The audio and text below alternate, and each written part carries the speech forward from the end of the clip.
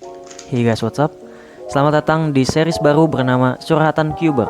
Basically di series ini gue akan lebih ngomongin ke arah kehidupan gue, apa yang sedang gue alamin dan lain sebagainya. Dan kita lebih kayak ngobrol-ngobrol tentang real life situation aja sih.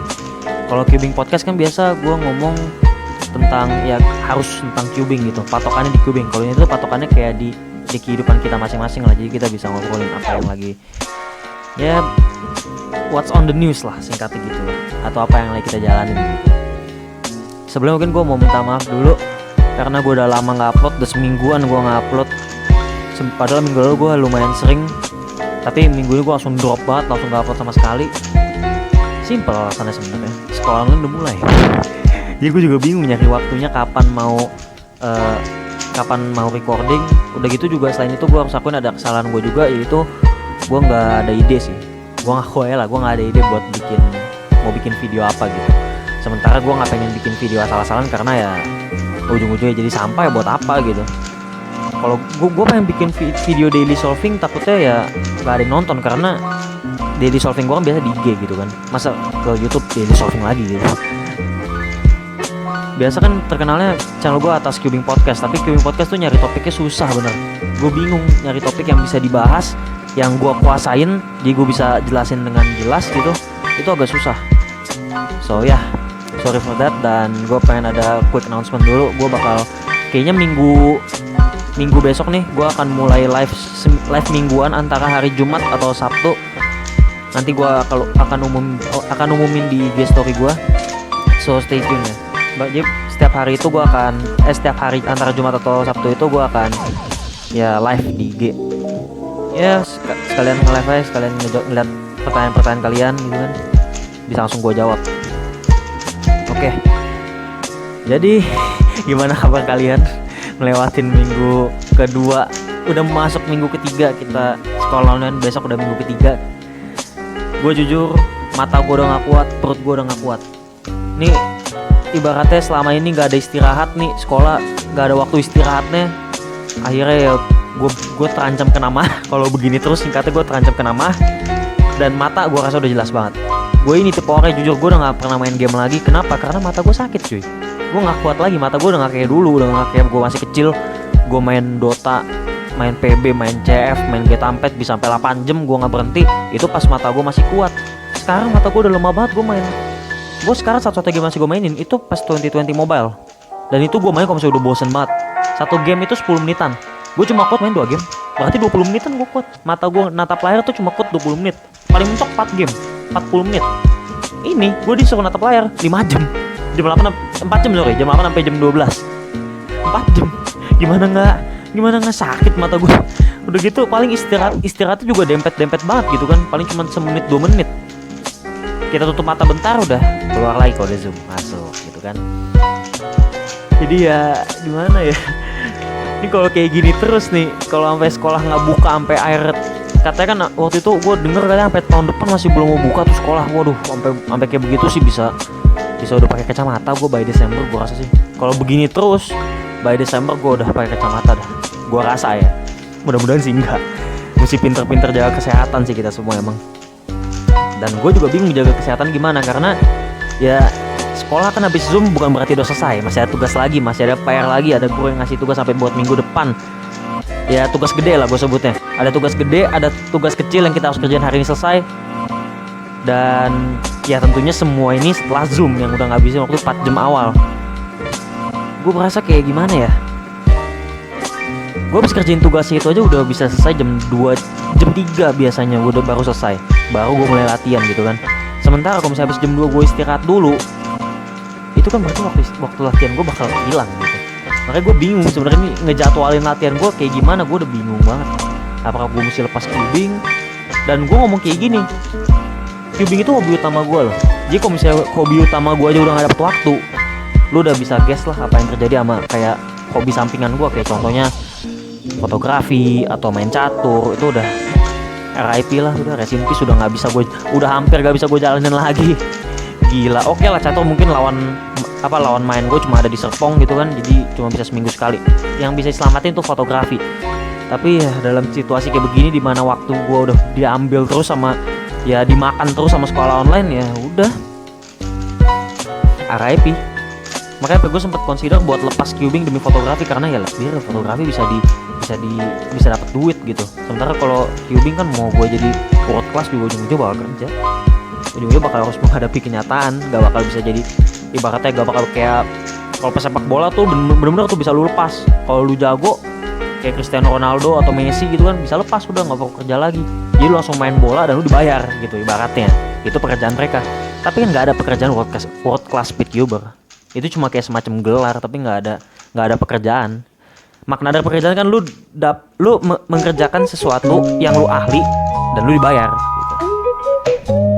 Dan ya sangat disayangkan cubing tuh ya seandainya dibayar pun dikit nggak bakal cukup untuk menghidupi lah, atau untuk hidup to the next level juga nggak bakal cukup.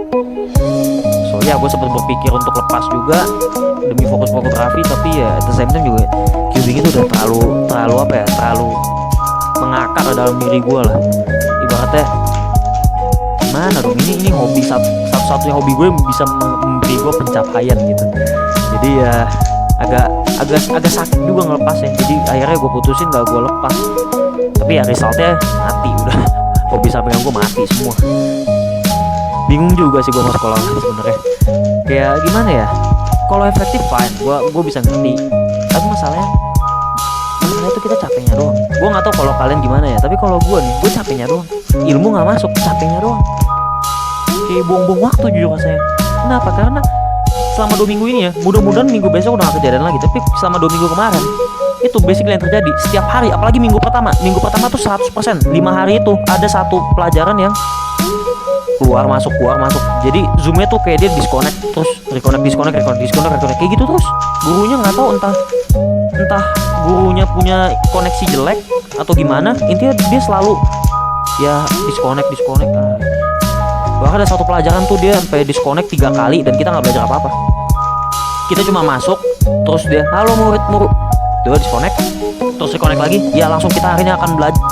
Disconnect lagi 2 kali, terus ketiga kali gue lupa dia ngomong apa, terus dia disconnect lagi. Akhirnya ganti pelajaran kan, udah lewat pelajaran dia, ganti pelajaran, dia kasih tugas, kasih video, kalian belajar sendiri. Gue sih jujur abis ngeliat itu gue langsung kesel. Maksud gue itu 1 jam bisa gue pakai buat latihan, bisa gue pakai buat apa? Dan lu bayangin minggu pertama itu terjadi 5 kali, itu 5 jam aja. Itu 5 jam. Seandainya itu gak ada sekolah online, gak mati gue bisa sampingan gue, dan gue gak perlu pikir ngelepasin cubing gitu. Kan like what the fuck banget gitu. Gue agak gak suka waktu gue dibuang sia-sia begitu, buset lah. Dan oke, gue juga ngertiin guru juga kan ya, let's be real, masa ya sekarang gue suruh mak gue deh pakai Zoom, belum tentu dia bisa. Tanda apa? Guru belum siap. Ya udah nggak apa-apa. Tapi kalau lu belum siap jadi paksa. Kenapa maksa tatap muka sementara belum siap? Itu yang gue kurang ngerti sih jujur. Maksa banget. Terkesannya itu kayak maksa banget. Gue sempat kasih ide pakai WA ketik waktu itu, dan benar sempat sekali tuh Zoom error gak bisa bikin meeting. Akhirnya udah mau nggak mau lewat WA ketik. WA ketik tuh maksudnya WA ini ya, WA kayak biasa. Soalnya sebelumnya gue ngomong WA doang, ditangkapnya WA call. Jadi gue WA ketik. Dengan WA ketik tuh justru lebih efektif justru. Jadi gurunya terpaksa bikin video sendiri terus ngejelasin. Kalau gue nggak ngerti kan gue bisa ulang-ulang tuh. Habis itu dia ngejelasin dalam teks. Teksnya kalau misalnya gue nggak ngerti juga gue bisa baca ulang. Atau gue bisa tanya langsung. Zoom. Terus sekali guru lu ngomong apa, lewat, tamat. Good game. Udah, guru misalnya ngomong, iya jadi virus adalah makhluk. Jadi ngerti gak murid sekalian, ngerti gak? Kalian ngerti gak coba kalau misalnya gue ngomong kayak gitu, ngerti gak? Enggak, udah lewat begitu aja. Dan itu terjadi ya udah, let's be real, Zoom suaranya patah-patah begitu ya udah berapa ratus kali terjadi gitu kan. Itu maksud gue, kalau misalnya belum siap ya kenapa maksa gitu. Zoom itu soalnya kalau misalnya lu sekali nggak denger lewat gitu, nggak ada siaran ulang. Agak susah juga, makanya kalau WA kan paling nggak ya bisa baca ulang atau bisa video. Kalau lewat video bisa gue ulang-ulang lagi, lebih enak gitu. Kalau Zoom sih gue begitu. Tapi ya susah juga sih, gue pernah kasih ide dan katanya nggak tahu dibaca. Ya intinya balasan guru gue tuh kayak terkesan kayak apa ya, kayak gue ini murid yang nggak rajin belajar lah gitu. Inilah kenapa gue juga sebenarnya ngapain berpendapat sebagai murid, karena nilai gue rendah cuy. Apapun yang gue ngomongin pasti langsung fall under the assumption bahwa oh gue ini orang malas. Ngerti gak sih? Ini juga kenapa ada sikap subjektivitas guru itu akhirnya berpengaruh pada murid sendiri kayak gini. Ini kenapa gue gak pernah mau berpendapat. Gue selalu nyuruh temen gue yang ranking 1 yang ngomong. Sampai dia kesel, lu ngapa gak ngomong sendiri sih? Suarain lah pendapat lu, kan lu yang ngajarin gue. Suarain pendapat lu. Ini masalah kalau misalnya gue ngomong kayak begini kejadian, dianggapnya jadi kayak apa ya, jadi kayak orang malas yang ngomong, ketiga sih. Karena nilai gue rendah. Biarpun sebenarnya gue masih ada niat belajar, biarpun kecil. Kenapa masih ada niat belajar? Karena kecil. Sebenarnya bukan karena gue pengen belajar lagi, tapi karena gue nggak pengen buang 1, berapa tuh 1,8 atau 1,5 tuh kebuang begitu aja kan. Maksud gue ya oke lah gue benci sekolah, tapi nggak bisa begitu juga. Gila 1,7 itu investment gede, mendingan lu kasih ke gue duitnya. Akhirnya ya ujungnya demi gak sia-sia ya gue harus belajar. Dan atas hal itu gue masih ada niat belajar dikit. Tapi abis ngomong kayak gitu akhirnya ya udah. Dari situ gue udah malas berpendapat, udahlah, lain kali mah diem aja lah. Lagi pula juga ini tahun terakhir kan, daripada gue berpendapat balesnya nggak enak, gue emosi kena SP kan, udahlah. Belum lagi gue terkenal nggak bisa nahan emosi. Kalau misalnya gue lagi bad mood terus lu balasannya gak enak begitu, gue meledak kan, kena SP lagi lah, kena masalah. Gue malah nyusahin orang tua lagi kan. Padahal maksud gue masih sekolah tuh biar gak nyusahin orang tua. Sebenarnya ya gue udah pengen keluar dari sekolah dari kapan tahu. Tapi ya karena orang tua gue tuh sampai masih pengen apa ya, masih benar-benar bersikeras gue pengen gue di SMA. Ya udah gue setujuin gitu, karena gue juga nggak mau bikin mereka pusing. Ya sekarang apalagi kondisi kayak sekarang gitu kan, usaha lagi hancur-hancuran begini, masa iya gue malah bikin masalah buat orang tua gue, nggak enak juga kan. Jadi ya gitu. Mungkin ada kalian yang berpikir, wah kalau lu nonton sekarang lu nggak takut? Gue nggak takut sih. Kenapa gue harus takut? Karena ini pendapat gue kan bebas berpendapat. Dari yang gue tangkap, guru gue ngomongnya terkesannya kayak begitu. Tapi kalau misalnya gue berpendapat nggak kayak begitu ya udah, kan pendapat masing-masing. Tuh juga gue nggak langsung meledak, gue langsung kata-katain gue kan enggak gitu. Gue rasa juga kata-kata yang gue pakai dari tadi lumayan terkontrol lah, nggak kasar-kasar banget. Jadi ya gue nggak takut-takut amat sih. Kalau misalnya kayak begini ya gue berpendapat gak boleh, ya udahlah, lain kali gue diem aja.